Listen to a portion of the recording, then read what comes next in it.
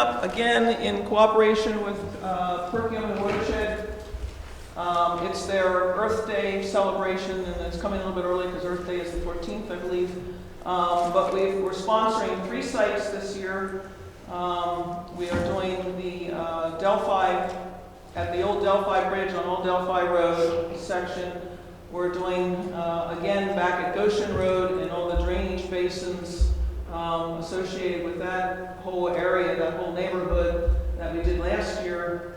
And then we're also helping out Schwenksville by doing the area behind Perkiomen Pizza and Pasta, and then up that trail along behind the road. So we have 3 there. I have leaders for 2 of them, and I'll be leading one unless someone, Chucky, offered to take Perky. If you want to do that, that's fine with me because I'm suffering with a bad hip right now, so I'll be there helping, but I'll be running between sites and making sure everybody's doing okay.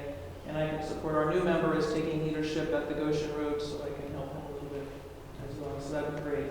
We're filling up fast. I'm opening up a couple more slots at the Goshen Road area if anyone wants to get involved in that one, but most of the slots are full. It's up on the Perkiomen Watershed website, has a sign-up area there, and you can go in and sign up if you want to. So, okay. Thank you.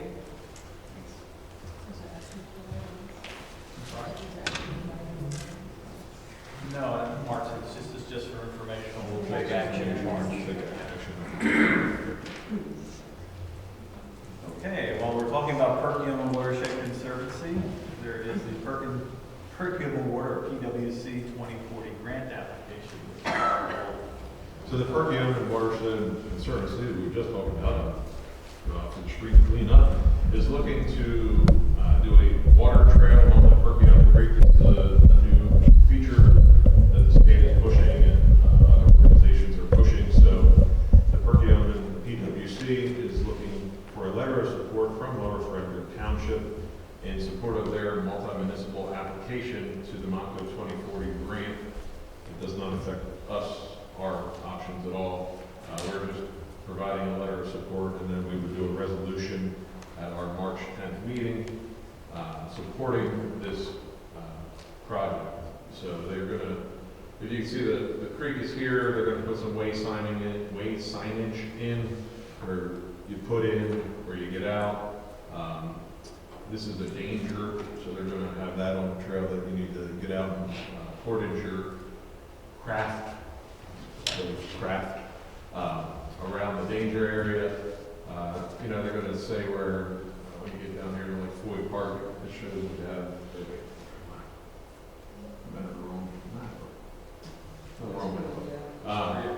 yeah, there's 3 maps. It has, there's a bathroom, that kind of stuff. So they're just looking for support, a letter of support saying that they would like the project and go get them type of thing. So if you're all right, I will send a letter of support, and then we will pass the resolution on March 10th. Anyone have any questions about this water trail? Any questions? No. I think we've all, some of us have seen their presentation in other meetings. So. All right, I'll send the letter of support that they need now, and then we will have a resolution in our March 10th meeting. It's a good project.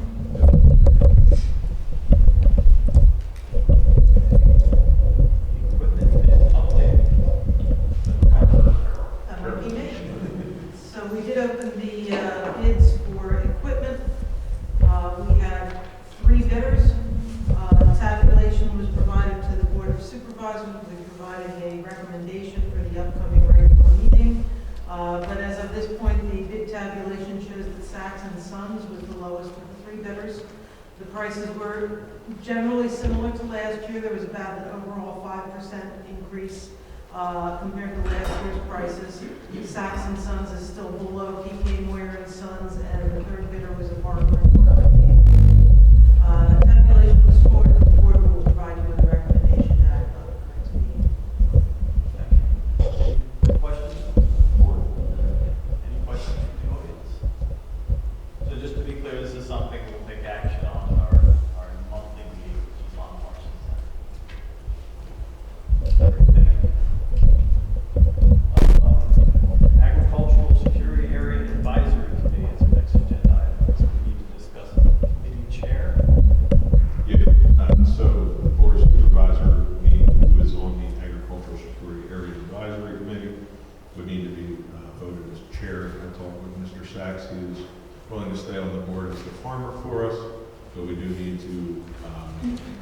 appoint someone as the chair, so I wanted to bring it up here so that we could begin the discussion, and then at our March 10th, you would appoint either Dan or Terry as the board committee chair, as they are both on the Agricultural Security Area Advisory Committee. Well, Terry, I know you've been highly involved in this. Are you interested in being the chair? Sure, yes. Okay. It's not a decision, we're just discussing it. We'll make it our decision. On March 10th, we would vote on that and put it in place. Did you want to say anything about the area, No, I mean, it's committee? pretty, so we have quarterly meetings scheduled. We haven't had a meeting for about 7 months now. The requirement is to meet once every 7 years for the reorganization, or to go through and make sure which funds are staying on it. So right now, the activities are deciding if we want to send out another letter to anyone eligible who has not joined the ASA. So it's really not a pressing topic that we have on the burner right now. So the next one is May, the first Monday of May at 6 o'clock. Are there other properties out there who may want to join? Yeah, but, I mean, there's a list that we, that the township sent information to, like 2 years ago now, I guess, that it wouldn't hurt to send that same information to those groups, let them know that we now have an ASA with over 700 acres. If they're interested, they may join. Any questions from the audience? Questions from the board? Great. Thank you, Terry. Next agenda item is some changes that were made and recommended to the board by Planning Commission last year. These are changes to our subdivision and land development ordinance, or SALDO. It refers to the landscaping section. As I'm guessing all of us know, that was worked on last fall. And Warren was instrumental in helping us get that done. So now the next step is to make it officially part of our current SALDO. And the reason for doing that is obvious. We want to have that in place, so plans and things get filed in the township. So at this point, I think, we can vote on it in March to move it forward, but I think the intention is, my feeling is that we put a lot of work into it. I think everybody was happy with it, and we should make that process move forward. So my question for Andy, I guess, is advertising requirements? Yes, for SALDO, you have to advertise twice within 30 days, separated by 7 days. So basically, you're advertising twice for a SALDO amendment. You have to send it to the PCs, both the county and the township, for their review, and then it's going to be ready for adoption by the board. So is that what is proposed? Is it in the form of an ordinance? Yeah. No. Okay, so we can probably prepare that for you for March 10th, and you can vote to authorize advertising and submission to the PCs Okay. at that. So we're looking at start to finish. I'd say close to 45 days, so you probably won't be ready for the early April meeting. Probably May, put on the agenda safely there. And this just updates the tree list, gets rid of the trees that are no longer, looking at the old list, like the grass repair is on there. No need for grass repair anymore, so it's all the trees that We took a lot of invasive off and tried to have site-appropriate trees in certain instances, and then more importantly too is that have some planting standards so that these trees stand a chance of surviving. Yeah, they address the ash tree issue that we're in, chestnut and elm, all trees that don't have them anymore. And I think it goes further in that, and I want to thought a little bit more into it, but it also talks about the proper ways to plant trees, to ensure that not only do you put the right variety in, but you ensure their success. So it's more than just that. And I just want to ask you one before we move forward to the next item is, are you satisfied this is complete? This is all ready to go? Yeah, I don't know, we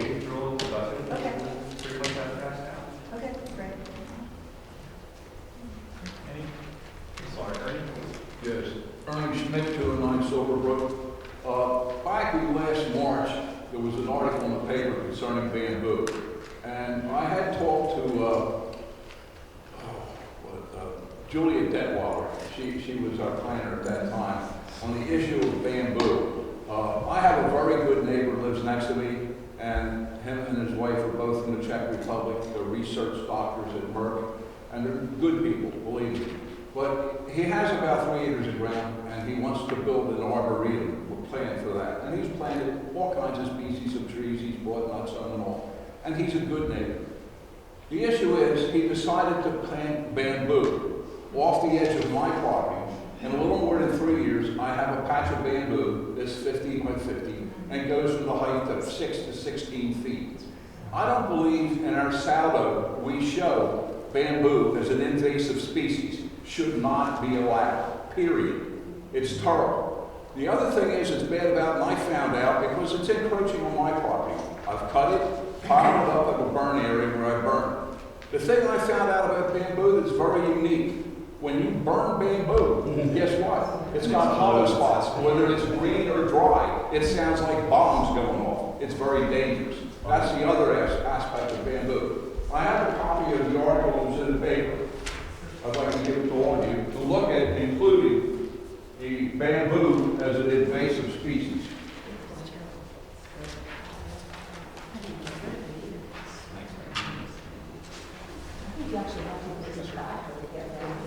Oh, you gotta tear it up. Yeah. Now, this is just an article for you. This is what we're about to attempt to.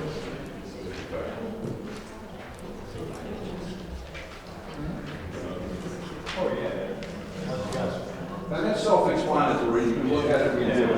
Yeah. Okay, thank you. Thank you. Yeah, in the past on Main Road, I think it's somewhere in the 30 to 40 number on Main. There's some bamboo growing there. It's growing close to the shoulder of the road. Anytime there's a storm, rain, whatever, it ends up heading down. And if you're coming down Cemetery, Yeah. it's right in your face. It's right in the travel lane.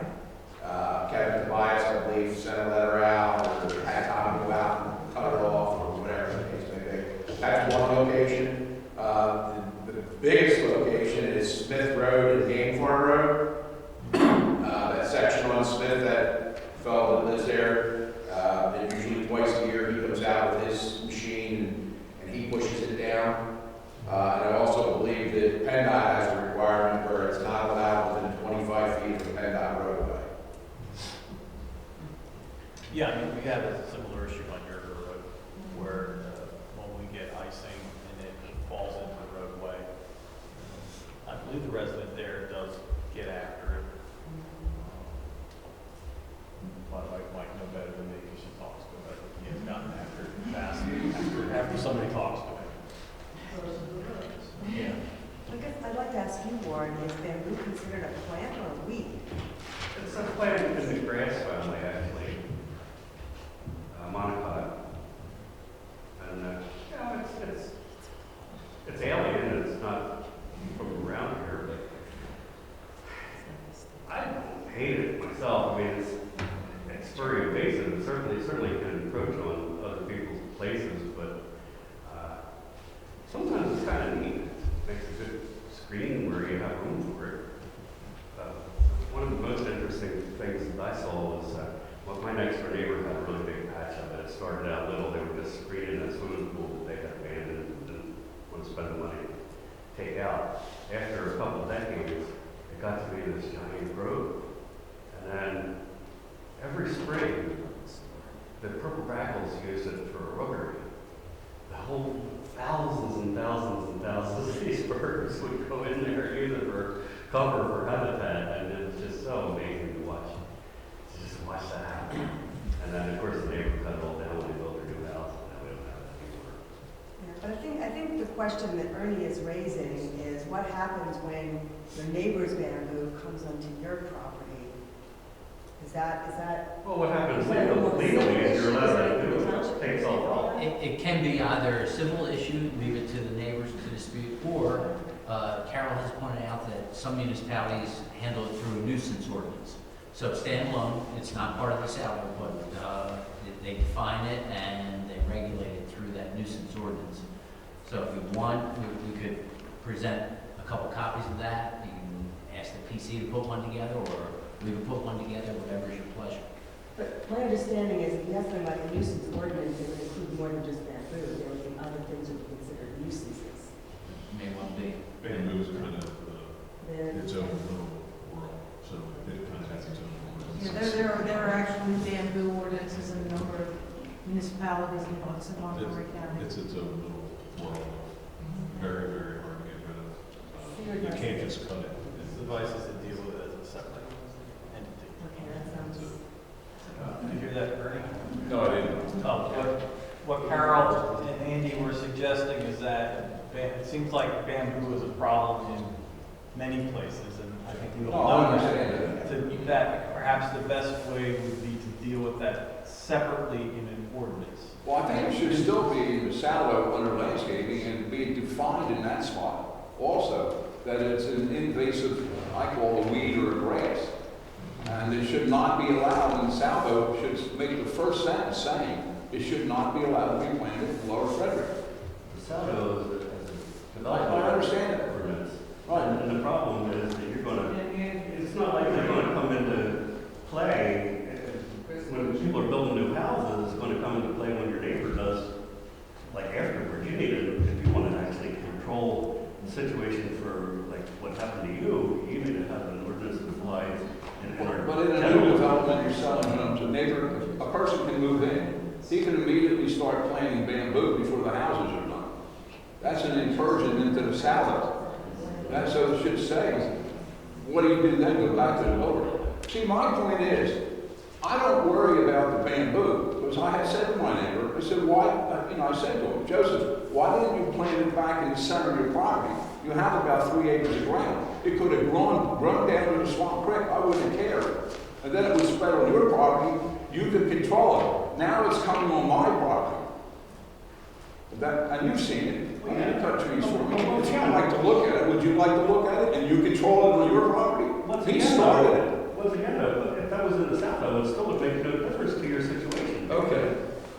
Do it as an ordinance then. You would need something in your general ordinances. Somebody has 15 German cars next door. I mean, this is a developer putting it in. Zero. Chance of anybody doing anything. My neighbor innocently is trying to build an arboretum. I don't have a problem with that. That's a really cool tree. I don't really have a problem if he puts bamboo in.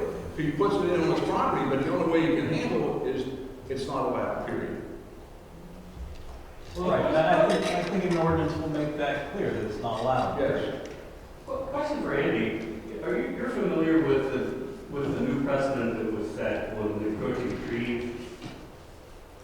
It used to be, we followed the Massachusetts rule, you were entitled to self-help if a tree grows to your property for that to make a tree cut at the property line without hurting the tree. Then there was a case maybe 10 years ago where a neighbor sued the person that went for the self-help because claiming that he damaged the tree.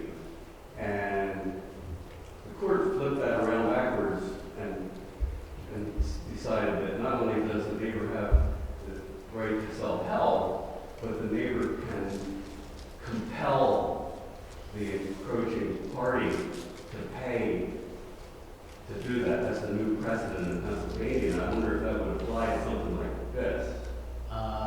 That would be the civil aspect, neighbor against neighbor. Right. As opposed to this. I'd be Right. interested to look at that, but yeah, we're talking about a nuisance ordinance that is more enforcement by the township in the event that there's a violation of the bamboo ordinance.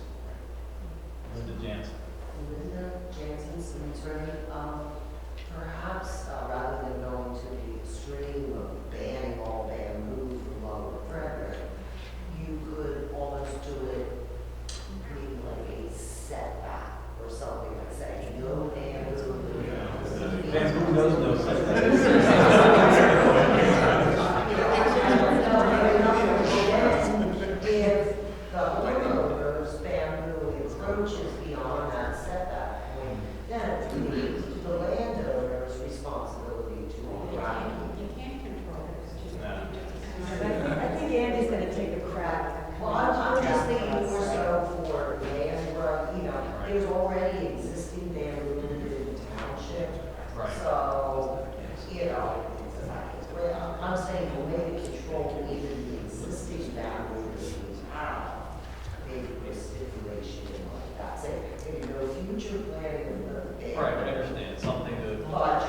something to address the bamboo that already exists. Okay. You Let's know, see what we. and you might be able to treat it in that regard, instead, you're not allowed to encroach within like 100 feet of adjacent property. So I'll survey, present some possibilities to the board. Thank you. So moving on to our next agenda item, which is a discussion of listed here as tree and logging ordinance. So is this something that Warren is talking about? Or who's going to present this? Well, I can go for it. Then ask some members of the board to look into a tree ordinance, logging ordinance, more to, not to affect the homeowner, as I took it, not to affect the regular homeowner, needing to take down a tree or anything, but more when a developer comes in, having it, and we have a little bit now with the new ordinance that we just did, and we may have to look at that. But, so that, basically what we don't want to happen is, developer come in and just take down every tree before there's any survey or anything done, before we find if there's any high quality trees in there that, would be worth trying to save. So, looking to come up with a interim type ordinance or standard for protecting some trees, protecting clear cut for development without the plan getting through the board and everything. Okay, sorry, go for it. What was the question? I couldn't hear anything you said. So I was just saying that I think the EAC is interested in taking a role in this, so if you could. Yes, in fact, we discussed it at the EAC last night, we stuck on the